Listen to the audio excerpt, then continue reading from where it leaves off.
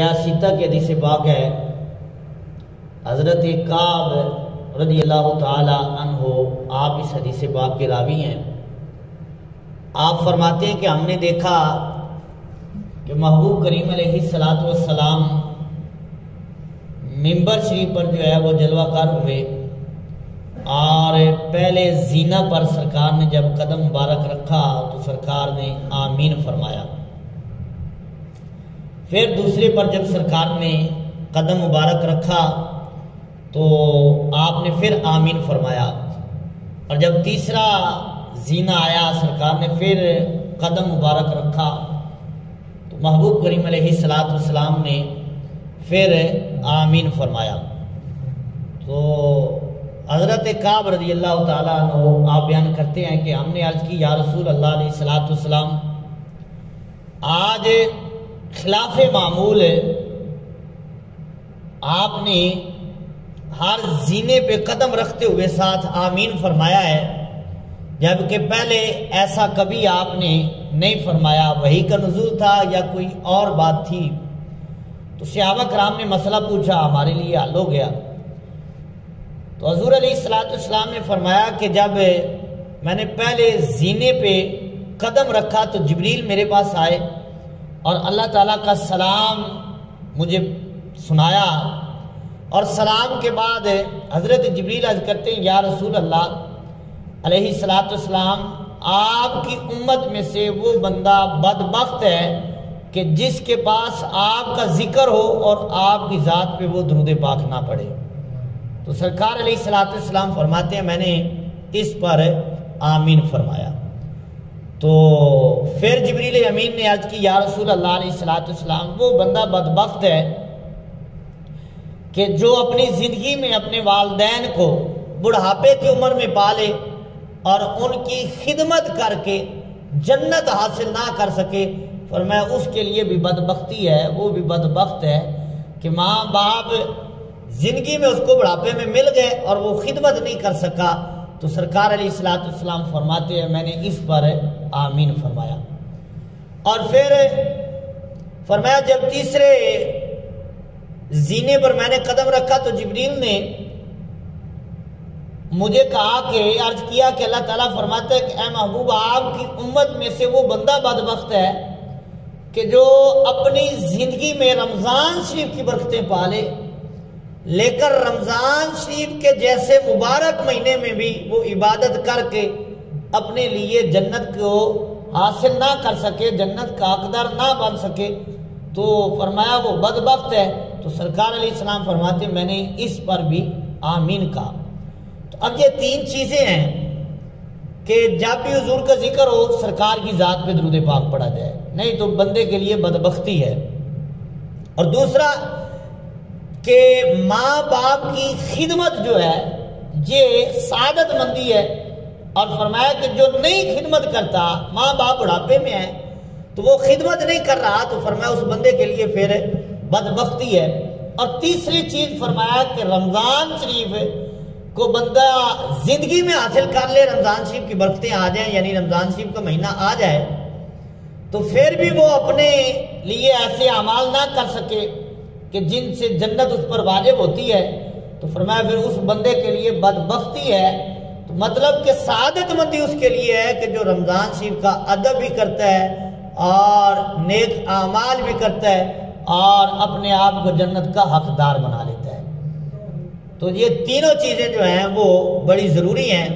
تو کیونکہ یہ آخری شعبان کا جمعہ ہے اور گزشتہ جو آگے جمعہ آ رہا ہے، یعنی آئندہ جو جمعہ آئے گا وہ جمعہ جو ہے وہ رمضان شریف میں آئے گا، تو رمضان شریف کی برکتیں جو ہیں وہ انشاءاللہ تعالی اللہ کے فضل و کرم سے ہمیں نصیب ہوگی۔ تو پہلے سے بندے کو اپنے آپ کو جو ہے وہ تیار کرنا چاہیے۔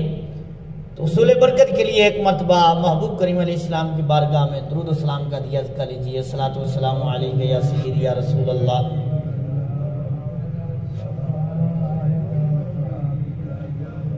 وعلی آلک واصحابک یا سیدی یا حبیب اللہ، الصلاۃ والسلام علیک یا سیدی یا نبی اللہ، وعلی آلک و اصحابک یا سیدی یا رحمت للعالمین۔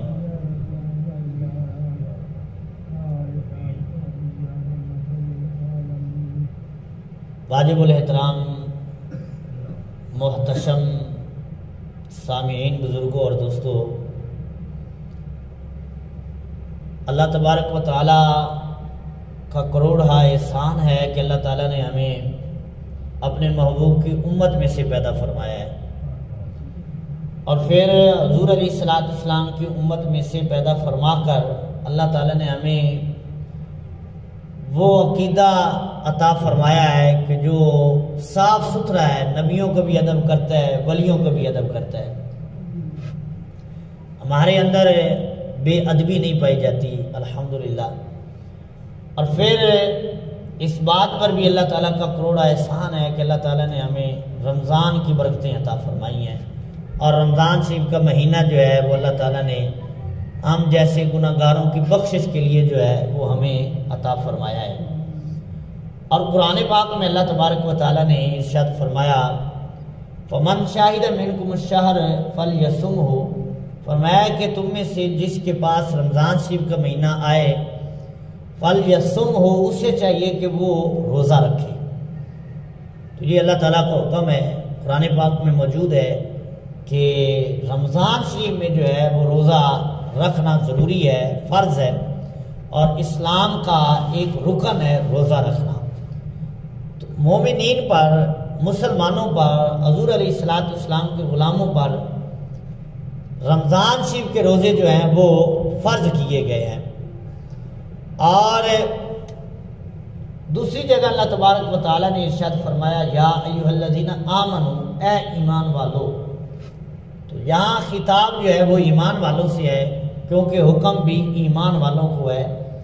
غیر مسلم جو ہیں وہ تو اس شریعت کے مکلف نہیں ہیں، تو اس لحاظ سے اللہ تعالیٰ نے اس آیت کریمہ میں صرف اور صرف خاص ایمان والوں کو حکم عطا فرمایا۔ فرمایا کتب علیکم الصیام، جہاں کتبہ فریدہ کے معنی میں ہے، یعنی کہ تم پر روزے جو ہیں وہ فرض کیے گئے ہیں۔ کیسے؟ فرمایا کما کتب علی الذین من قبلکم، ایسے ہی فرض کیے گئے ہیں کہ جیسا تم سے پہلی امتوں پر فرض کیے گئے تھے۔ مطلب کہ پہلی امتیں جو گزری ہیں ان پر بھی روزے فرض تھے، لیکن فرضیت کی نوعیت علیحدہ تھی۔ اور حضور علیہ الصلوۃ والسلام پر اللہ تعالیٰ نے جو روزے فرض کیے ہیں وہ رمضان شریف کا پورا ایک مہینہ اس امت کو عطا فرمایا، اور اس میں روزے رکھنا جو ہے وہ اللہ تعالیٰ نے فرض فرمائے ہیں۔ تو یہ خاص اللہ تعالیٰ نے محبوب کریم علیہ الصلوۃ والسلام کی امت کو جو تحفے عطا فرمائے ہیں ان میں ایک تحفہ جو ہے وہ رمضان شریف کا ہے۔ اور مشکوٰۃ شریف کے حدیث پاک کا مفہوم ہے، حضور علیہ الصلوۃ والسلام نے ارشاد فرمایا کہ روزہ اور قرآن جو ہے نا، یہ دونوں قیامت کے دن اللہ تعالیٰ کی بارگاہ میں حضور کی امت کی شفاعت کریں گے۔ روزہ بھی شفاعت کرے گا اور قرآن بھی شفاعت کریں گے اللہ تعالیٰ کی بارگاہ میں۔ اور پھر حضور علیہ الصلوۃ والسلام نے ارشاد فرمایا کہ اللہ تعالیٰ ان دونوں کی شفاعت کو قبول بھی فرمائے گا۔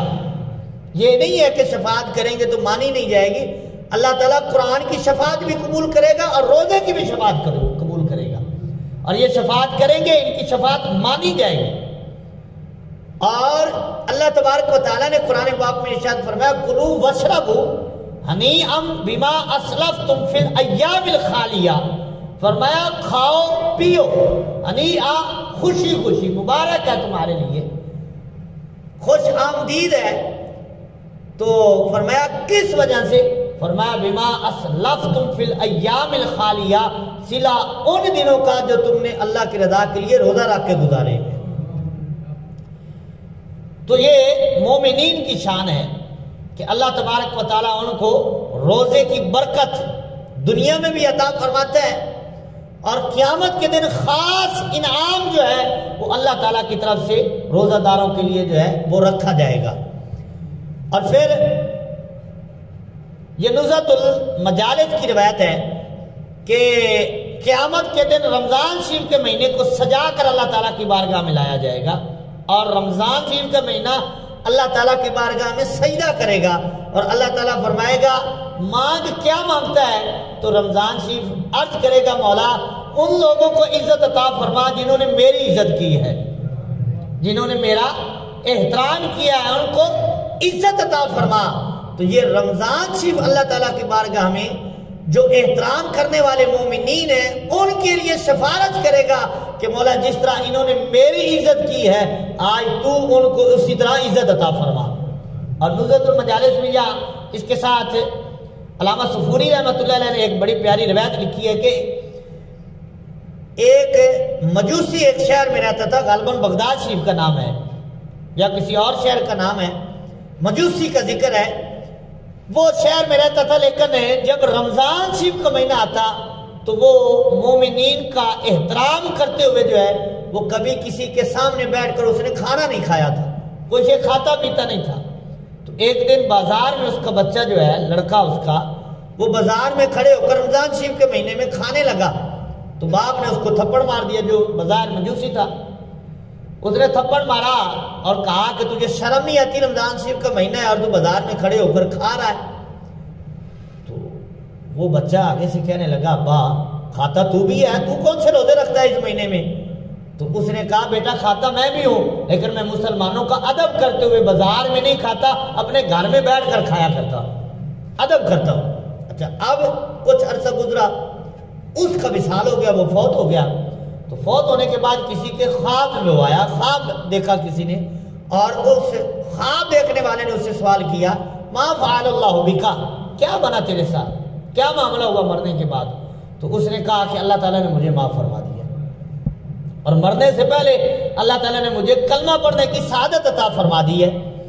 تو اس خواب دیکھنے والے نے سوال کیا کہ اس کی وجہ کیا ہے؟ تو مجوسی تھا، تو آگ کا پجاری تھا، تو دین اسلام کو ماننے والا نہیں تھا، تو نے تو کبھی اللہ تعالیٰ کا نام نہیں لیا، محبوب کریم علیہ السلام کا کلمہ تو کبھی پڑھا نہیں ہے، یہ کس وجہ سے ہوا؟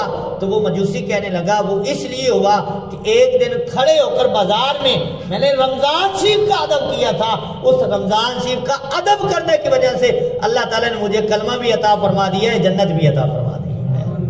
اللہ اکبر۔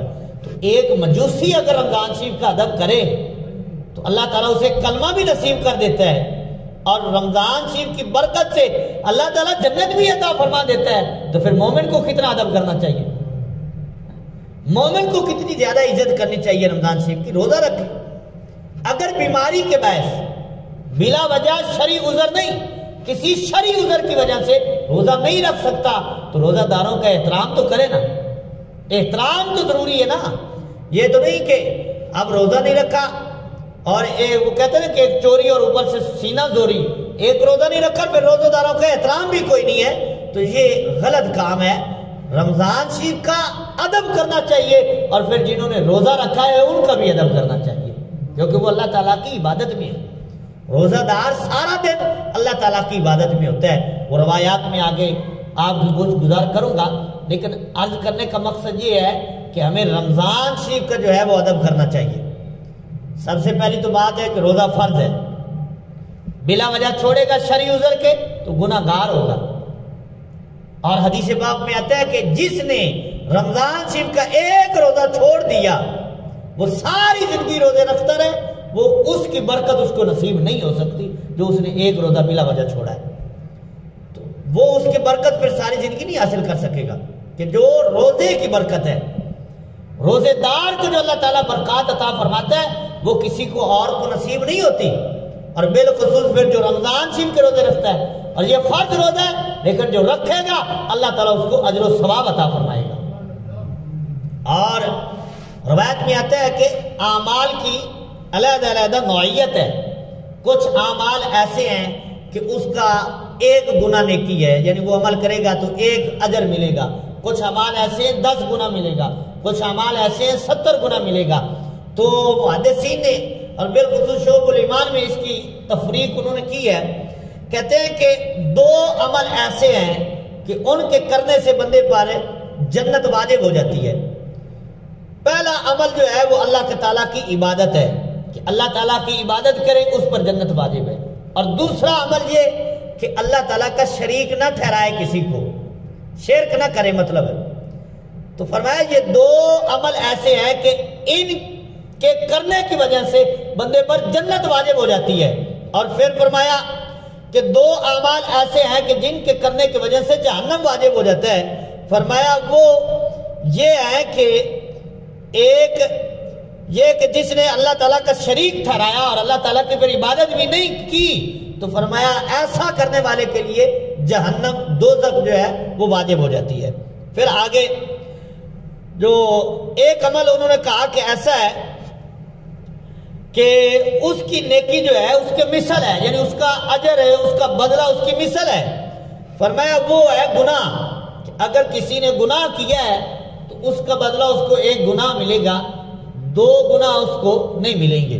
یعنی یہ حضور علیہ السلام کی امت کے لیے ہے کہ فرمایا کہ جو بندہ ایک گناہ کرتا ہے اس کے لیے ایک گناہ لکھا جاتا ہے، 2 گناہ یا 10 گناہ نہیں لکھے جاتے۔ تو فرمایا یہ عمل ایسا ہے کہ جو کرے گا بدلہ اتنا ہی ملے گا، گناہ اتنا ملے گا، زیادہ گناہ اس کے لیے نہیں ہوگا۔ اور پھر فرمایا کہ ایک عمل ایسا ہے کہ جو کرنے والا ہے نا اس کو اللہ تعالیٰ 10 گنا ثواب عطا فرماتا ہے، یعنی 10 نیکیاں عطا فرماتا ہے۔ فرمایا وہ نیک کام ہے، کوئی بھی نیک عمل کرے تو اللہ تعالیٰ نے فرمایا من جاء بالحسنۃ فلہ عشر امثالہا، فرمایا جو ایک نیکی کرتا ہے اللہ تعالیٰ اسے 10 نیکیاں عطا فرماتا ہے۔ تو یہ وہ عمل ہے کہ جس کا ثواب 10 گنا ہے۔ اور پھر آگے فرمایا کہ ایک عمل ایسا ہے کہ اس کا اجر اللہ تعالیٰ نے 700 گنا زیادہ رکھا ہے، یعنی وہ عمل کرے گا اللہ تعالیٰ 700 گنا بڑھا کر اس کو جو ہے وہ اس کا ثواب عطا فرمائے گا۔ اور فرمایا وہ صدقہ کرنا ہے کہ اللہ کی راہ میں جو بندہ صدقہ کرتا ہے تو اللہ تعالیٰ اسے 700 گنا زیادہ جو ہے وہ ڈبل ثواب کر کے اللہ تعالیٰ اس کو ثواب عطا فرماتا ہے۔ اور پھر فرمایا کہ پھر 7واں عمل فرمایا وہ ایسا عمل ہے کہ جس کا حساب اللہ تعالیٰ بغیر گنتی کے عطا فرماتا ہے، یعنی وہاں گنتیاں ختم ہو جاتی ہیں، 10 گنا یا 700 گنا جو ہے وہاں یہ اجر نہیں رکھا جاتا۔ فرمایا اس کا حساب اللہ تعالیٰ نے رکھا ہی کوئی نہیں ہے۔ اور پھر فرمایا وہ ہے روزہ، کہ جو روزہ رکھتا ہے اللہ تعالیٰ پھر گن کے نہیں بغیر حساب کے اس کو ثواب عطا فرماتا ہے۔ یہاں گنتی نہیں رکھی، یہاں یہ نہیں فرمایا کہ تم روزہ رکھو گے تو اتنا ثواب ملے گا، یہ نہیں فرمایا کہ روزہ رکھے گو تو اتنے گنے ثواب بڑھا کر دوں گا، فرمایا بغیر حساب کے ثواب عطا فرماؤں گا۔ حساب نہیں آئے گا، یہاں حساب ختم ہو جائیں گے۔ اچھا یا دنیا کا حساب ہو تو وہ کروڑوں اربوں میں جو ہے وہ خرچ کر دیتا ہے، وہ جا کر وہاں کہتے ہیں کہ اب بغیر حساب کے اس نے دے دیا ہے، تو یہ تو بندے کا بغیر حساب ہے نا، تو اللہ تعالیٰ کا بغیر حساب کیا ہوگا۔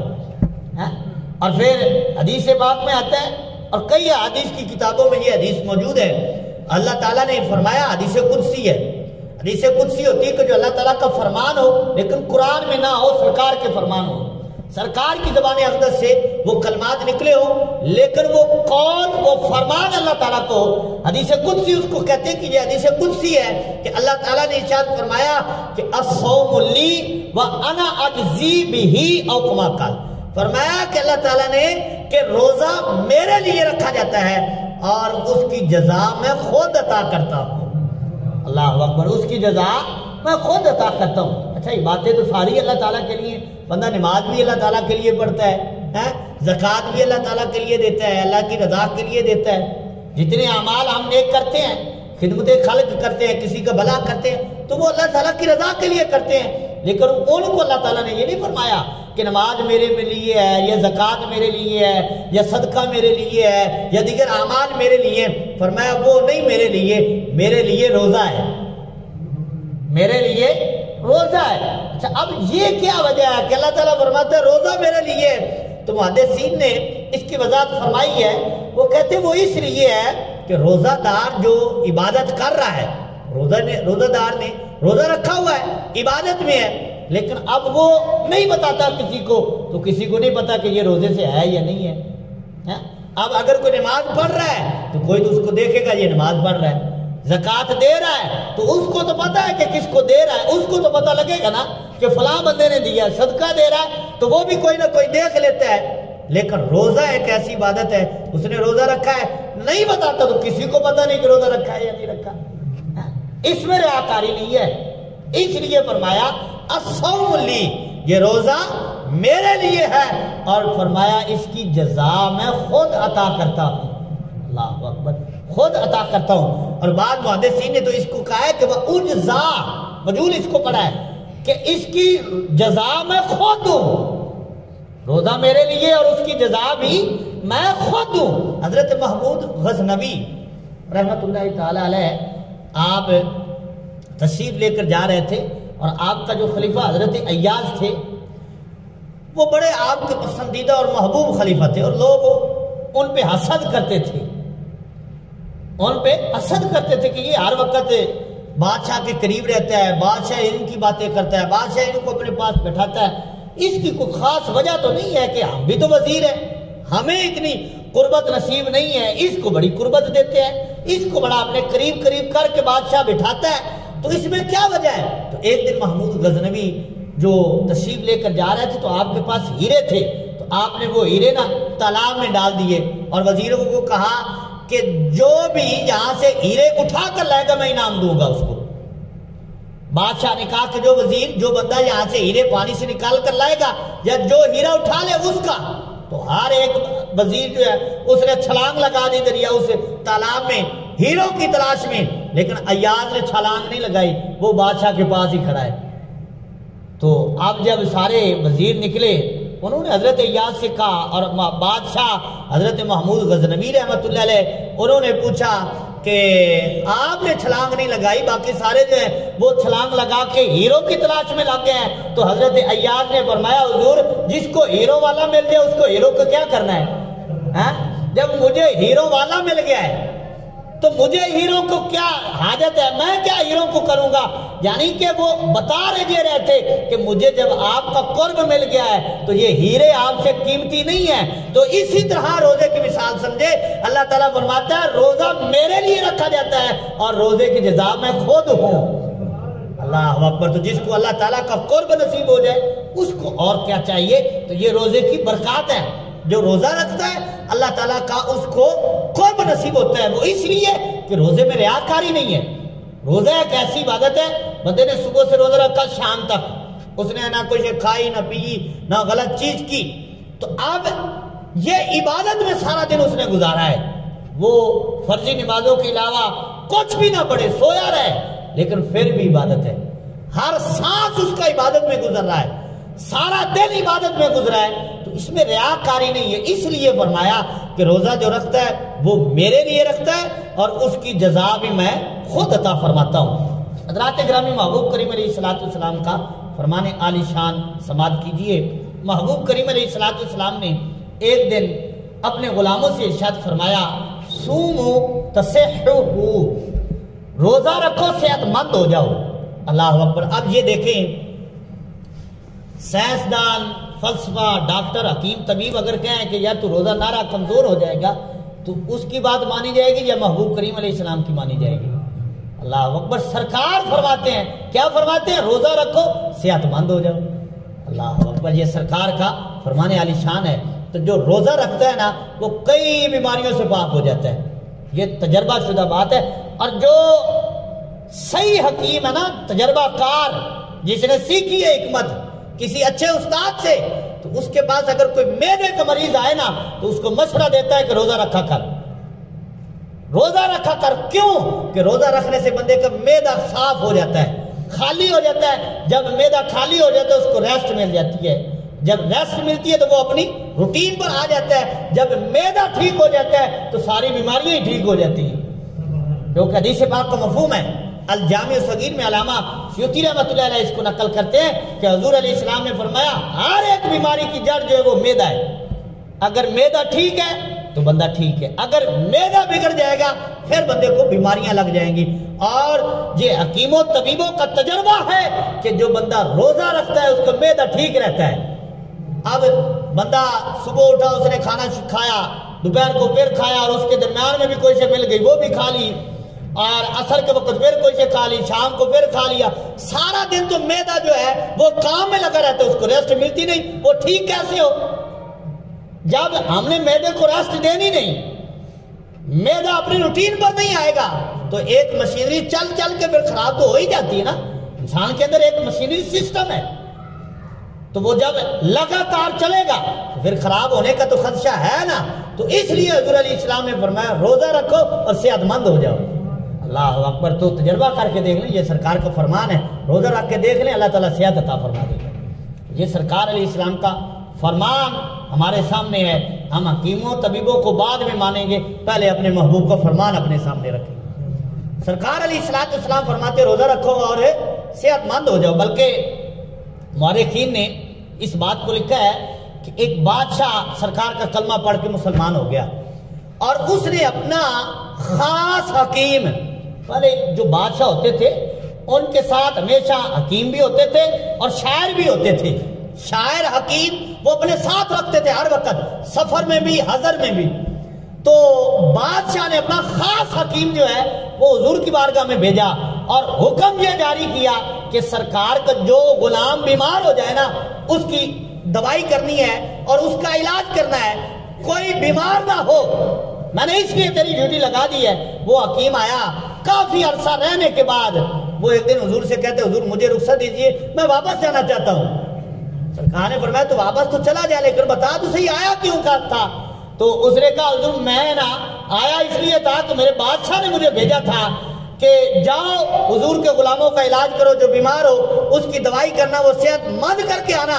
یا رسول اللہ یہاں تو بیمار ہوتا ہی کوئی نہیں، میرا تو یہاں کام ہی کوئی نہیں ہے، میں نہیں جا رہا کہ کرنا کیا ہے؟ جب کوئی بیمار نہیں ہوتا تو میں نے علاج کس کا کرنا ہے؟ لہذا مجھے چھٹی دی جائے، مجھے رخصت دی جائے، میں واپس چلا جاؤں۔ سرکار نے فرمایا وہ اس لیے بیمار نہیں ہوتے کہ یہ جب کھانا کھانے لگتے ہیں تو پیٹ بھر کے نہیں کھاتے، معدہ خالی رکھتے ہیں، فرمایا اس لیے ان کے قریب جو ہے وہ بیماریاں نہیں آتی۔ تو یعنی حضور علیہ السلام کا فرمان ہے کہ جو روزہ رکھتا ہے اس کا معدہ بھی ٹھیک ہو جاتا ہے، طبیعت بھی ٹھیک ہو جاتی ہے۔ اللہ اکبر، تو روزے کی بڑی برکات ہیں۔ اور پھر دوسرا حضور علیہ السلام نے یہ رمضان شریف کے بارے میں ارشاد فرمایا کہ الشہر الصبر، یہ مہینہ جو ہے یہ صبر کا مہینہ ہے، کہ جو بندہ روزہ رکھتا ہے اس کو صبر کرنا آ جاتا ہے کہ صبر کرنا کیسے ہے۔ اور پھر ساتھ سرکار علیہ السلام نے فرمایا کہ رمضان شریف جو ہے یہ الشہر المواسات، یہ ہمدردی کا مہینہ ہے، اس میں ہمدردی پیدا ہو جاتی ہے۔ ہمدردی کیسے پیدا ہوتی ہے کہ اب جب امیر بندہ روزہ رکھے گا، جس نے کبھی بھوک نہیں دیکھی، جس نے کبھی فاقہ نہیں دیکھا، جس نے کبھی ایک وقت کا کھانا جو ہے وہ نہیں چھوڑا، صبح بھی کھانا ہے، دوپہر کو بھی کھانا ہے، شام کو بھی اچھا کھانا کھانا ہے، تو اب جب وہ روزہ رکھے گا صبح سے لے کر شام تک بھوک برداشت کرے گا تو اس کے دل میں خیال پیدا ہوگا نا کہ غریب کیسے گزارا کرتے ہوں گے، غریب کے دن کیسے گزرتے ہوں گے، تو پھر اس کے دل میں نرمی پیدا ہوتی ہے، خیال پیدا ہوتا ہے کہ جب میں نے ایک دن بھوک سے گزارا ہے تو مجھے پتا چل گیا ہے۔ تو وہ لوگ جو ہمیشہ ہی بھوک سے گزارا کرتے ہیں، کبھی مل جاتا ہے کھانے کو کبھی نہیں ملتا، پھر اس کے دل میں یہ ہمدردی پیدا ہو جاتی ہے کہ یار جب ہم نے ایک دن بھوک سے اتنا مشکل سے برداشت کیا ہے، وہ لوگ کیسے برداشت کرتے ہوں گے جو سارا سال جن کو ایسے گزر جاتا ہے، غربت میں گزارا ہوتا ہے، کبھی مل جاتا ہے کبھی نہیں ملتا، تو پھر یہ ہمدردی اس کے دل میں پیدا ہو جاتی ہے۔ تو اس لیے سرکار نے فرمایا یہ مہینہ جو ہے یہ صبر کا مہینہ بھی ہے اور ہمدردی کا مہینہ بھی ہے، ہمدردی پیدا ہو جاتی ہے، غربا سے خیال پیدا ہو جاتا ہے، اور پھر صبر کا یہ مہینہ ہے۔ اور صبر کرنے والوں کے بارے میں اللہ تعالیٰ نے قرآن پاک میں ارشاد فرمایا انما یوفی الصابرون اجرہم بغیر حساب، باقی اعمال جو ہیں اللہ تعالیٰ گن کر ان کو اجر عطا فرماتا ہے، لیکن صبر کرنے والوں کے بارے میں اللہ تعالیٰ نے فرمایا جو صبر کرتے ہیں اللہ تعالیٰ ان کو اجر گن کے نہیں بغیر حساب کے عطا فرماتا ہے۔ تو رمضان شریف میں تو صبر ہی ہوتا ہے، سارا دن صبح سے لے کر شام تک وہ کھانے سے بھی صبر کرتا ہے، پینے سے بھی صبر کرتا ہے، روک جاتا ہے، تو جو صبر کرتا ہے اللہ تعالیٰ فرماتا ہے پھر میں گن کے نہیں بغیر حساب کے اجر عطا فرماتا ہوں۔ تو رمضان شریف یہ ساری چیزیں جو ہے وہ بندے کے لیے لے کر آتا ہے۔ اور پھر خوشیاں ہیں، رزق کی فراوانی ہے رمضان شریف میں۔ حضور علیہ السلام نے ارشاد فرمایا وَالصَّوْمُ جُنَّةٌ، جو روزہ ہے نا یہ بندے کے لیے ڈھال ہے۔ ڈھال یعنی کہ جس طرح بندہ جہاد کرتا ہے، پہلے لوگ جہاد کرتے تھے، جب تلواروں سے جہاد ہوتا تھا تو مجاہد جو جہاد کرنے کے لیے نکلتا، ایک ہاتھ میں تلوار ہوتی، دوسرے ہاتھ میں ڈھال ہوتی، کہ تلوار سے وار کرنا ہے اور ڈھال سے وار روکنا ہے۔ کافر جو وار کرے گا اس کو روکا، ڈھال پر جائے گا، اس کو ڈھال کہا جاتا ہے، جنہ اس کو عربی میں کہا جاتا ہے۔ تو سرکار علیہ السلام نے فرمایا یہ جو روزہ ہے نا یہ جہنم سے ڈھال ہے۔ جو بندہ روزہ رکھتا ہے قیامت کے دن جو ہے یہ روزہ جو ہے جہنم کے درمیان اس کے لیے ڈھال کا کام دے گا۔ اگر جہنم اس کی طرف لپکے گی کہ یہ روزہ اس کے سامنے آ جائے گا اور جہنم کی آگ کو روک دے گا اسے۔ اللہ اکبر۔ تو یہ سرکار علیہ السلام کا فرمان عالی شان ہے۔ اور پھر اسی کے متصل حدیث پاک کے کلمات ہیں، حضور علیہ السلام نے ارشاد فرمایا للصائم فرحتان، کہ جو روزہ دار ہے نا، روزہ رکھنے والا، اس کو اللہ تعالیٰ دو خوشیاں عطا فرماتا ہے۔ فرحتان، دو خوشیاں ہیں اس کے لیے۔ ایک فرمایا فرحتن حین یفطر، فرمایا ایک خوشی تو اس وقت نصیب ہوتی ہے جب وہ روزہ افطار کر رہا ہوتا ہے، بڑا خوش ہوتا ہے کہ آج میں نے اللہ کی فرما برداری میں دن گزارا ہے، روزہ رکھا ہے، دل ہی دل میں ایک خوشی اٹھ رہی ہوتی ہے کہ یار آج کا دن میرا اللہ تعالیٰ کی عبادت میں گزر گیا ہے، آج کے دن فرما برداری میں گزر گیا ہے، آج میں نے روزے سے دن گزارا ہے۔ تو فرمایا وہ افطاری کا وقت جو ہوتا ہے نا وہ روزے دار کا خوشی کا وقت ہوتا ہے، خوشی کا وقت ہوتا ہے۔ اور پھر ساتھ سرکار علیہ السلام نے فرمایا ایک خوشی تو وہ ہے جو افطاری کے وقت نصیب ہوتی ہے، اور پھر فرمایا وہ فرحت حین یلقى اللہ تعالی ولخلوف فیہ اطیب عند اللہ من ریح المسک، فرمایا کہ دوسری خوشی اس کو نصیب ہوگی جب قیامت کا دن ہوگا، اللہ تعالیٰ روزے کی برکت سے اس کو اپنا دیدار عطا فرمائے گا، پھر دوسری خوشی قیامت کے دن نصیب ہوگی۔ اللہ اکبر، یہ روزے کی برکت سے ہوگا۔ اور پھر ساتھ ساتھ فرمایا کہ یہ جو روزہ دار ہے نا اس کے منہ سے ایک خوشبو پیدا ہوتی ہے، اور وہ خوشبو فرمایا اللہ تعالیٰ کو تمہاری کستوریوں سے اور اعلیٰ جو خوشبوئیں ہیں نا ان سے بھی زیادہ اللہ کو وہ خوشبو پسند ہے جو افطاری کے وقت روزے دار کے منہ سے پیدا ہوتی ہے۔ اللہ اکبر۔ تو یہ روزے دار کو اللہ تعالیٰ برکت اور فضیلت عطا فرماتا ہے۔ اور پھر حدیث پاک کا مفہوم ہے، حضور علیہ السلام نے ارشاد فرمایا، اچھا یہ بڑی پیاری حدیث پاک ہے، ذرا توجہ رکھیے اور سبحان اللہ کہہ دیجیے۔ حضور علیہ السلام نے ارشاد فرمایا، حضرت کعب کہتے کہ ایک انصار صحابی جو ہے وہ حضور علیہ السلام کی بارگاہ میں حاضر ہوتے ہیں، روایت کرتے ہیں کہ رسول اللہ صلی اللہ تعالی وسلم نے ارشاد فرمایا الصائم اذا اکل عنده صلت علیہم الملائکۃ حتی یفرغوا، فرمایا کہ روزہ دار جب کھانا کھاتا ہے تو فرشتے اس کے لیے بخشش کی دعا کرتے ہیں۔ یہ روزے دار کی برکت ہے، یہ روزے دار کا مقام ہے کہ فرشتے دعا کر رہے ہیں۔ اور دوسری حدیث کے کلمات ہیں، حضور علیہ السلام نے فرمایا ان الصائم تسبح عظامہ، فرمایا جو روزہ دار بندہ ہے نا اس کی ہڈیاں بھی تسبیح کرتی ہیں۔ اور حدیث کا مفہوم ہے کہ ہر شے کی زکوٰۃ ہوتی ہے، اور جسم کی بدن کی جو زکوٰۃ ہے وہ روزہ رکھنا ہے۔ تو یہ جسم کی زکوٰۃ تو ادا کرنی ہے نا، کہ اللہ تعالیٰ نے جسم جو اللہ تعالیٰ نے ہمیں نعمت عطا فرمائی ہے تو اس نعمت کی زکوٰۃ ہے، اور وہ زکوٰۃ کیسے ادا کرنی ہے؟ وہ روزہ رکھ کے ادا کرنی ہے۔ جو روزہ رکھے گا اس کے جسم کی زکوٰۃ ادا ہوتی رہے گی۔ اور سرکار نے فرمایا روزے دار کے جسم، زبان تو اپنی جگہ ہے، زبان تو ذکر کرے گی، اگر زبان بند بھی ہے، بندہ سو رہا ہے لیکن اس کی ہڈیاں جو ہے وہ اللہ کا ذکر کر رہی ہے۔ اللہ اکبر۔ یہ محبوب کریم علیہ السلام کا فرمان ہے کہ روزے دار کی ہڈیاں بھی اللہ تعالیٰ کا ذکر کرتی ہیں۔ اور پھر آگے جو کلمات ہیں نا وہ اس سے بھی مزے کے ہیں۔ روزے دار کی برکت، فضیلت اور مقام کتنا ہے۔ سرکار علیہ السلام نے فرمایا وَتَسْتَغْفِرُ لَهُ الْمَلَائِكَةُ مَا أَكَلَ عِنْدَهُ، فرمایا فرشتے جو ہیں وہ اس کے لیے بخشش کی دعا کرتے ہیں جو اللہ کی رضا کے لیے روزہ رکھ رہا ہے۔ اللہ اکبر، اللہ اکبر۔ یہ روزے دار کا مقام ہے، یہ اللہ تعالیٰ نے روزہ رکھنے والے کو شان عطا فرمائی ہے کہ وہ نوری مخلوق، وہ فرشتے جو گناہوں سے پاک ہیں، جن کو اللہ تعالیٰ نے نور سے پیدا کیا ہے، وہ بھی اس کے لیے بخشش کی دعا کر رہے ہیں جو اللہ کی رضا کے لیے روزہ رکھے ہوئے ہیں۔ اللہ اکبر! یہ سوچیں سمجھیں کہ جو اللہ تعالیٰ کی رضا کے لیے روزہ رکھتا ہے، پھر اللہ تعالیٰ اس کو مقام کتنا عطا فرماتا ہے کہ اللہ تعالیٰ کے فرشتے جو ہیں وہ بھی یارو اس کے لیے بخشش کی دعا کر رہے ہیں۔ اللہ اکبر! تو یہ فضیلت اور یہ مقام اللہ تعالیٰ کس کو عطا فرماتا ہے؟ جو روزہ رکھتا ہے۔ اگر روزہ رکھے گا نہیں تو یہ مقام سے محروم رہے گا، یہ مقام اس کو نہیں مل سکے گا۔ مقام تبھی ملے گا جب وہ اللہ کی رضا کے لیے روزہ رکھتا ہے۔ اور پھر اس سے آگے ایک اور حدیث پاک شعب الایمان میں یہ حدیث موجود ہے۔ حضور علیہ الصلوۃ والسلام نے ارشاد فرمایا، ما من عبد اصبح صائما الا فتحت له ابواب السماء۔ فرمایا کہ روزہ دار جب صبح کرتا ہے تو اللہ تعالیٰ جنت کے 8 دروازے اس کے لیے کھول دیتا ہے۔ اور دوسری حدیث کا مفہوم ہے کہ جنت کے سارے دروازے کھول دیے جاتے ہیں، اور جنت کا ایک دروازہ ہے جس کا نام ہے باب ریان، یہ الف نور ریان، اور یہ دروازہ خاص طور پر بنایا گیا ہے جو اللہ کی رضا کے لیے روزہ رکھتے ہیں۔ یہ اس دروازے سے گزریں گے۔ کون؟ جو روزے دار ہیں ان کو باب ریان سے داخل کیا جائے گا، اور باب ریان سے ان کو پکارا جائے گا۔ اور حضور علیہ الصلوۃ والسلام نے ارشاد فرمایا، روزے دار روزے کے ساتھ جب صبح کرتا ہے تو جنت کے دروازے اس کے لیے کھول دیے جاتے ہیں۔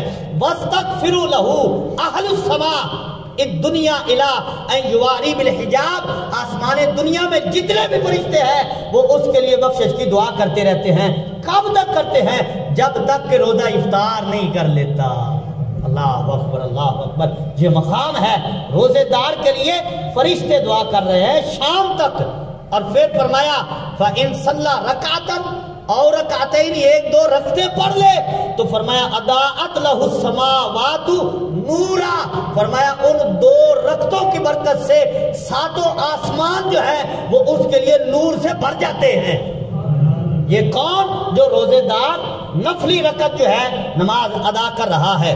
اور پھر فرمایا کہ جو ازواج حوریں ہیں اس کے نکاح میں جو آئیں گی وہ اللہ تعالیٰ کی بارگاہ میں عرض کرتی ہیں، اللہم اقضی الینا، اے مولا اس کو جلدی جلدی ہمارے پاس لا، ہم اس کی زیارت کرنا چاہتی ہیں جو تیری رضا کے لیے روزہ رکھے ہوئے ہیں۔ اللہ اکبر! حوریں بھی اس کی مشتاق ہیں جو روزہ رکھتا ہے، فرشتے بھی اس کے لیے دعا کر رہے ہیں جو روزہ رکھتا ہے۔ اور ایک حدیث کا مفہوم ہے کہ زمین کی جتنی چیزیں ہیں نا وہ اس کے لیے دعا کرتی ہیں جو اللہ کی رضا کے لیے روزہ رکھنے والا ہے۔ اللہ اکبر! جو روزہ رکھنے والا ہے ہر شے اس کے لیے دعائیں کر رہی ہے۔ اگر روزے رکھے گا نہیں تو یہ برکت کہاں سے نصیب ہوگی؟ اللہ اکبر! اور پھر آگے حضور علیہ الصلوۃ والسلام نے ارشاد فرمایا، 70,000 ملکن، 70,000 فرشتہ جو ہے نا یکتبون ثوابہا، روزہ رکھنے والے کا ثواب لکھنے والا ہے۔ اللہ اکبر! اللہ اکبر! 70,000 فرشتہ ایک روزہ رکھنے والے کا ثواب لکھ رہا ہے۔ 70,000 فرشتہ۔ اور پھر فرمایا یہ کب تک لکھتے رکھتے ہیں؟ جب نیت کر لیتا ہے روزہ رکھنے کی، جب تک روزہ افطار نہیں کرتا 70,000 فرشتہ صبح سے لے کر شام تک جو ہے روزہ رکھنے والے کے لیے ثواب لکھ رہے ہیں۔ اس کے نامہ اعمال میں ثواب لکھا جا رہا ہے۔ وہ نماز پڑھ رہا ہے یا نہیں پڑھ رہا یہ شرط نہیں، وہ اللہ کا ذکر کر رہا ہے یا نہیں کر رہا یہ بھی شرط نہیں ہے، وہ روزے رکھا ہوا ہے، اس نے روزہ رکھا ہے صبح سے لے کر شام تک اللہ کی رضا میں گزارا ہے۔ تو حضور فرماتے 70,000 فرشتوں کی اللہ تعالیٰ ڈیوٹی لگا دیتا ہے۔ ان کا کام کیا ہے؟ بس صبح سے لے کر شام تک انہوں نے لکھنا ہے، اس کے نامہ اعمال میں نیکیاں لکھتے جانا ہے، ثواب لکھتے جانا ہے جب تک کہ وہ روزہ افطار نہیں کر لیتا۔ حضرات گرامی، حدیث پاک کا سلسلہ تھوڑا سا میں آگے بڑھاتا ہوں۔ حضور علیہ الصلوۃ والسلام نے ارشاد فرمایا، اور اس حدیث پاک کے راوی ہیں حضرت جابر بن عبداللہ رضی اللہ تعالیٰ عنہ۔ آپ کہتے ہیں کہ قال رسول اللہ صلی اللہ تعالیٰ علیہ وسلم، رسول کریم صلی اللہ تعالیٰ علیہ وسلم کو میں نے خود فرماتے ہوئے سنا ہے۔ فرماتے کہ حضور علیہ السلام نے فرمایا، اعطیت امتی فی شہر رمضان خمسا لم یعطہن نبی قبلی۔ فرمایا کہ میری امت کو ایک تو رمضان شریف دیا گیا ہے، یہ برکت علیحدہ ہے۔ سرکار فرماتے میری امت کو رمضان شریف کے اندر 5 چیزیں ایسی عطا کی گئی ہیں کہ جو مجھ سے پہلے کسی نبی کو بھی نہیں ملی، کسی نبی کو بھی نہیں عطا کی گئی، امت تو پھر امت رہ گئی۔ فرمایا وہ اللہ تعالیٰ نے میری امت کو عطا فرمائی ہیں 5 چیزیں۔ کب؟ رمضان شریف کے اندر وہ برکتیں ہیں، وہ کون سی؟ فرمایا پہلی یہ ہے کہ جب رمضان شریف کی پہلی رات آتی ہے تو اللہ تبارک و تعالی نظر اللہ تعالی الیہم، اللہ تعالیٰ اپنے بندوں کی طرف نظر رحمت فرماتا ہے، اور پھر فرمایا ومن نظر اللہ الیہ لم یعذبہ ابدا، اللہ تعالیٰ جس بندے کی طرف نظر رحمت فرما لیتا ہے پھر اس کو کبھی بھی عذاب نہیں دیتا۔ اور یہ تو رمضان شریف کی پہلی رات برکت نصیب ہو جاتی ہے کہ اللہ تعالیٰ اپنے بندوں کی طرف نظر رحمت فرماتا ہے، اور پھر فرمایا جس کی طرف نظر رحمت فرما لے پھر اس کو عذاب نہیں دیتا۔ یہ اللہ تعالیٰ کی رحمت کا تقاضا ہے۔ اور پھر فرمایا دوسری چیز جو ہے اللہ تعالیٰ مومنین روزہ دار جو ہیں ان کے منہوں میں ایک ایسی خوشبو پیدا فرما دیتا ہے کہ جو اللہ تعالیٰ کو ہر خوشبو سے زیادہ محبوب اور پسند ہے۔ اور تیسری چیز فرمایا فَإِنَّ الْمَلَائِكَةَ تَسْتَغْفِرُ لَهُمْ فِي كُلِّ يَوْمٍ وَلَيْلَةٍ، یہ پہلے بیان ہو چکا۔ فرمایا کہ یہ میری امت کو نصیب ہوتا ہے کہ فرشتے جو ہیں صبح شام ان کے لیے دعائیں کر رہے ہیں۔ اور چوتھی چیز سرکار نے فرمایا فَإِنَّ اللَّهَ تَعَالَى يَأْمُرُ جنتہو فیقول لہا، اللہ تعالیٰ جنت کو یہ حکم دیتا ہے کہ اپنے آپ کو سجا لے، اپنے آپ کو مزین کر لے، ان قریب میرے بندے دنیا سے تھک کر تیرے اندر آرام کرنے آنے والے ہیں۔ دنیا کو تھکاوٹ کا مقام کہا گیا، یعنی کہ مومنین دنیا میں تھک کر جو ہے وہ کہاں آرام کرنے جائیں گے؟ جنت میں آرام کرنے جائیں گے۔ سرکار علیہ السلام فرماتے اللہ تعالیٰ جنت کو حکم دیتا ہے کہ اپنے آپ کو سجا لے، میرے بندے روزہ رکھ کر تھک کر تیرے اندر آنے والے ہیں، یہاں آ کر آرام کریں گے۔ اور پھر سرکار علیہ السلام نے فرمایا کہ جو 5ویں خاص چیز میری امت کو رمضان شریف میں عطا کی جاتی ہے، فرمایا وہ یہ ہے کہ جب آخری رات آتی ہے نا، اذا کان آخر لیلۃ غفر لهم جمیعا، اللہ تعالیٰ سب کی بخشش فرما دیتا ہے۔ آخری رات میں اللہ تعالیٰ سب کی بخشش فرما دیتا ہے۔ اور پھر ایک حدیث پاک کا مفہوم ہے اسی کے ساتھ ملی ہوئی ہے کہ حضور علیہ السلام نے فرمایا ان اللہ تعالیٰ فی کل لیلۃ من رمضان 600,000 عتیق من النار، فرمایا کہ اللہ تعالیٰ رمضان شریف کی ہر رات میں 7,000 مومنین کو جو جہنم سے آزاد فرماتا ہے، بلکہ 70,000 70,000 بندہ اللہ تعالیٰ جہنم سے ہر رات میں آزاد فرماتا ہے۔ اور پھر فرمایا فَإِذَا كَانَ آخِرُ لَيْلَةٍ آتَقَ اللَّهُ بِعَدَدِ كُلِّ مِن مَدَى، فرمایا ہر رات میں 70,000 جو آزاد ہوتے ہیں نا، ان کی گنتی کے برابر جب آخری رمضان کی رات آتی ہے وہ گنتی برابر کر کے جتنے بندے بنتے ہیں اتنے اور ایک رات میں اللہ تعالیٰ اپنے بندوں کو جہنم سے آزاد فرما دیتا ہے۔ اللہ اکبر، یہ اتنی برکتیں ہیں۔ یہ کس کی برکتیں ہیں؟ یہ رمضان شریف کی برکتیں ہیں۔ یہ وہ مہینہ ہے جو آنے والا ہے، یہ وہ مہینہ ہے جو برکت والا مہینہ ہے، اور یہ وہ مہینہ ہے جس کو سرکار نے فرمایا ہے شہر عظیم، شہر مبارک، سرکار نے فرمایا یہ عظیم عظمت والا مہینہ ہے، اور سرکار نے فرمایا شہر مبارک، یہ برکت والا مہینہ ہے۔ اور پھر دیکھیے حدیث پاک ہے حضرت سعید ابن مسیب، وہ حضرت سلمان فارسی رضی اللہ تعالی عنہ آپ سے روایت کرتے ہیں کہ آپ بیان کرتے ہیں کہ خاطبنا رسول اللہ صلی اللہ علیہ وسلم فی آخری یوم من شعبانہ، کہ کہتے ہیں کہ رسول کریم صلی اللہ تعالی علیہ وسلم نے شعبان کے آخری دن میں ہمیں ایک خطبہ ارشاد فرمایا، یعنی رمضان شریف آنے والا تھا اور شعبان ختم ہونے والا تھا، تو سرکار علیہ السلام نے اپنے غلاموں کو اکٹھا کر کے، اپنے صحابہ کرام کو اکٹھا کر کے ایک خطبہ ارشاد فرمایا۔ اب وہ خطبے کا مفہوم اور مضمون کیا ہے؟ دیکھیں یہ سرکار علیہ السلام اپنی امت کو رمضان شریف کی مبارکباد دے رہے ہیں اور بتا رہے ہیں کہ وہ مہینہ آ رہا ہے۔ کیا خطبہ ارشاد فرمایا؟ راوی کہتے ہیں حضرت سلمان فارسی رضی اللہ تعالیٰ عنہ کہ سرکار نے فرمایا ایھا الناس، اے لوگوں، مراد صحابہ کرام جو موجود تھے، اور صحابہ کرام کے ذریعے حضور کی ساری امت مراد ہے۔ کیونکہ وہ خطاب کو ساری امت کو جانا ہے نا، ساری امت نے عمل تو حضور کے فرمان پہ کرنا ہے۔ ایھا الناس، سرکار فرماتے ہیں لوگو، قد اظلکم شہر عظیم، تم پر ایک عظمت والا مہینہ سایہ کرنے والا ہے۔ یہ سرکار فرما رہے ہیں، رمضان شریف کی برکت بتا رہے ہیں کہ وہ مہینہ آنے والا ہے جو عظیم عظمت والا مہینہ ہے۔ اور پھر فرمایا شہر مبارک، وہ بڑا برکت والا مہینہ ہے۔ اور پھر فرمایا شہر فیہ لیلہ خیر من الف شہر، سرکار نے فرمایا رمضان شریف میں ایک ایسی رات ہے کہ جو 1000 رات سے بھی بہتر ہے۔ اللہ اکبر۔ یہ سرکار علیہ السلام خطبہ رمضان شریف کے آنے سے پہلے دے رہے ہیں اور اپنی امت کو، صحابہ کرام کو بتا رہے ہیں کہ اپنے آپ کو تیار کر لو، رمضان شریف آنے والا ہے، وہ برکت والا مہینہ آ رہا ہے۔ اور یہ کون فرما رہے ہیں؟ اللہ کے محبوب فرما رہے ہیں، سرکار علیہ السلام بتا رہے ہیں۔ تو پھر اس بات کو اس طرح سمجھ رہے ہیں کہ یہ سنت بھی ہے کہ رمضان شریف کے آنے سے پہلے رمضان شریف کی برکتیں بتانا، یہ حضور نبی کریم علیہ السلام کی سنت ہے، سرکار بتا رہے ہیں۔ اور پھر ایک حدیث پاک کا مفہوم ہے، حضور علیہ السلام نے حضرت فاروق اعظم اس کو روایت کرتے، حضرت انس اس راوی ہے اور حضرت فاروق اعظم کا اس میں قول ہے۔ سرکار علیہ السلام نے ارشاد فرمایا، ابھی رمضان شریف آنے والا تھا، یعنی جس طرح شعبان کے آخری دن تھے، سرکار نے فرمایا سبحان اللہ ما تستقبلون وما ذا یستقبلکم، اللہ اکبر۔ سرکار فرماتے ہیں تمہیں پتہ ہے تم کس کا استقبال کرنے والے ہو اور تمہارا کون استقبال کرنے والا ہے، یہ تمہیں پتہ ہے؟ یہ سرکار علیہ السلام نے سوال کر کے صحابہ کرام کو خطاب فرمایا۔ تو حضرت فاروق اعظم نے عرض کی بی ابی انت و امی، یا رسول اللہ میرا ماں باپ آپ پر فدا ہو، کیا کوئی نہیں وحی نازل ہوئی ہے یا کوئی دشمن آنے والا ہے کہ جو آپ فرما رہے ہیں کہ استقبال کرنا ہے وہ تمہارا استقبال کرے گا؟ سرکار نے فرمایا نہیں، نہ کوئی دشمن آنے والا ہے نہ کوئی وحی آئی ہے، فرمایا شہر رمضان، رمضان شریف کا مہینہ آنے والا ہے۔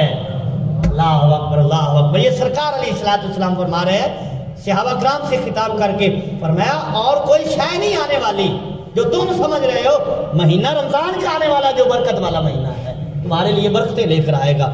اللہ اکبر۔ تو یہ حضور علیہ السلام نے فرمایا۔ پھر آگے سرکار نے فرمایا کہ اس مہینے میں اللہ تعالیٰ ہر اہل قبلہ کو معاف فرما دیتا ہے۔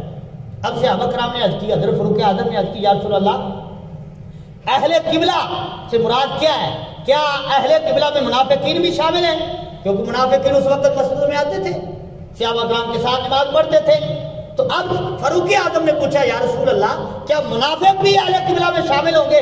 سرکار نے فرمایا نہیں، منافق تو کافر سے بھی بدتر ہے۔ یہ سرکار نے وضاحت کر دی ہے، فرمایا منافق ہے کافر سے بھی بدتر ہے۔ اس سے مراد وہ ہے جو اللہ کے محبوب کے غلام ہیں، جو مومنین ہیں، جو مسلمان ہیں، جو پکے مسلمان ہیں، ان کے بارے میں سرکار علیہ السلام نے یہ خطاب فرمایا۔ اور بالکل میں آخری حدیث پاک عرض کرنا چاہوں گا، حضور علیہ السلام نے ارشاد فرمایا، اور یہ بھی رمضان شریف اور روزہ دار کی برکت جو ہے اس کے لحاظ سے محبوب کریم علیہ السلام نے ارشاد فرمایا، اور اس کو روایت کرتے ہیں حضرت عبد الرحمن بن عوف رضی اللہ تعالیٰ عنہ، یہ بھی عشرہ مبشرہ صحابہ کرام میں یہ بھی شامل ہوتے ہیں، حضرت عبد الرحمن بن عوف رضی اللہ تعالیٰ عنہ۔ آپ کہتے ہیں کہ رسول کریم صلی اللہ تعالی وسلم نے ارشاد فرمایا ان اللہ تعالیٰ افترض صوم رمضان، حضور علیہ السلام نے فرمایا کہ اللہ تعالیٰ نے تمہارے لیے رمضان شریف کے روزے جو ہیں ان کو فرض کر دیا ہے۔ اللہ تعالیٰ نے رمضان شریف کے روزے فرض کیے ہیں۔ وَسَنَنْتُ قِيَامَهُ، اور سرکار نے فرمایا رمضان شریف کے مہینے میں جو قیام کرنا ہے وہ میں نے سنت بنا دیا ہے، یعنی روزہ رکھنا فرض ہے اور رمضان شریف میں قیام کرنا مطلب نماز تراویح پڑھنا جو ہے یہ حضور کی سنت ہے۔ اور پھر فرمایا فمن صامہ ایمانا و احتسابا و یقینا، فرمایا جو رمضان شریف کے روزے ایمان کے ساتھ اور اللہ تعالیٰ پر یقین کرتے ہوئے رکھے گا، فرمایا کان کفارۃ لما مضی، فرمایا جو پہلے اس سے غلطیاں ہو گئی ہیں وہ روزے رمضان شریف کا مہینہ جو ہے اس کے سارے گناہوں کے لیے کفارہ ہو جائے گا۔ اللہ اکبر۔ اور لما سلف او کما قال، اور پھر دوسری حدیث میں اس کے ساتھ جو فرمایا شہر فرض اللہ علیکم صیامہ و سننت انا قیامہ، سرکار نے فرمایا رمضان شریف میں روزے رکھنا جو اللہ تعالیٰ نے فرض کیے ہیں اور اس میں قیام کرنا میں نے سنت بنا دیا ہے، تو قیام کرنا حضور کی سنت ہے۔ اچھا یہاں ایک مسئلہ سماعت کر لیں، رمضان شریف کا مہینہ آنے والا ہے، ایک دو دن باقی ہیں، تراویح کی جماعت یا تراویح پڑھنا جو ہے یہ سنت ہے اور سنت مؤکدہ ہے۔ اچھا، اور ساتھ یہ مسئلہ آپ نے یاد رکھنا ہے کہ بعد کہتے ہیں بھئی ہم نے تو روزہ تو رکھا نہیں جاتا تو ہم تراویح کیوں پڑھے، اور پھر بعد کہتے ہیں یہ بھی ہوتا ہے کہ تراویح پڑھنے سے روزہ فرض ہو جاتا ہے۔ تراویح پڑھنے سے روزہ فرض نہیں ہوتا، روزہ تو رمضان کے آنے سے مسلمانوں پہ فرض ہو جاتا ہے۔ جب آپ نے کلمہ پڑھ لیا لا الہ الا اللہ محمد رسول اللہ پڑھا ہے تو روزہ تو فرض ہے، جیسے ہی رمضان شریف کا چاند نظر آئے گا۔ تراویح پڑھنے سے روزہ فرض نہیں ہوتا، اللہ تعالیٰ کے کرنے سے روزہ فرض ہو گیا ہے بندے پر۔ کتب علیکم الصیام، یہ قرآن میں موجود، اللہ تعالیٰ نے فرمایا ہم نے تم پر روزے فرض کیے ہیں۔ اچھا، روزہ فرض ہے، تراویح پڑھنے سے فرض نہیں ہوتا۔ تراویح ایک علیحدہ عبادت ہے اور روزہ ایک علیحدہ عبادت ہے۔ تراویح پڑھنے سے روزہ فرض نہیں ہوتا اور روزہ رکھنے سے تراویح فرض نہیں ہوتی۔ تراویح سنت ہے، سنت عبادت ہے، کرنی چاہیے، کیونکہ حضور علیہ السلام نے بھی پڑھی ہے اور فاروق اعظم کے زمانہ میں باقاعدہ نماز تراویح کی جو ہے وہ جماعت شروع ہو جاتی ہے۔ تو حضور علیہ السلام فرماتے ہیں میں نے سنت قیام کو سنت قرار دے دیا ہے، بنا دیا ہے، اور پھر آخر میں سرکار نے فرمایا فمن صامہ و قامہ، فرمایا جو رمضان کے روزے رکھے اور رمضان کی راتوں کا قیام کرے، فرمایا ایمان و احتسابا خرج من ذنوبہ، فرمایا ایمان کے ساتھ جو روزے رکھتا ہے اور قیام کرتا ہے، فرمایا خرج من ذنوبہ، وہ گناہوں سے ایسے نکل جاتا ہے کہ یوم ولدت امہ، فرمایا وہ ایسے گناہوں سے پاک ہو جاتا ہے جیسا کہ وہ آج ہی ماں کے پیٹ سے پیدا ہوا ہو۔ اللہ اکبر، یعنی جب بچہ پیدا ہوتا ہے اس پہ کوئی گناہ نہیں ہے، وہ گناہوں سے پاک ہے، بڑا ہوگا، بالغ ہوگا، پھر معاملات بعد میں ہیں۔ تو فرمایا جو رمضان شریف کے روزے رکھتا ہے اور قیام کرتا ہے، اللہ تعالیٰ گناہوں کو اس کو اسی طرح پاک کر دیتا ہے جیسا کہ پہلے دن کا بچہ ہوتا ہے وہ بھی پاک ہوتا ہے، اور جو روزہ رمضان کے مکمل رکھنے والا ہے، قیام کرنے والا ہے، وہ بھی گناہوں سے اسی طرح پاک ہو چکا ہوتا ہے۔ اللہ تبارک و تعالیٰ سے دعا ہے اللہ تعالیٰ ہمیں عمل کی توفیق عطا فرمائے، رمضان شریف کا ادب و احترام کرنے کی توفیق عطا فرمائے، آمین۔ وما علیہ الا البلاغ۔ سارے حضرات سنتے عطا فرمائے۔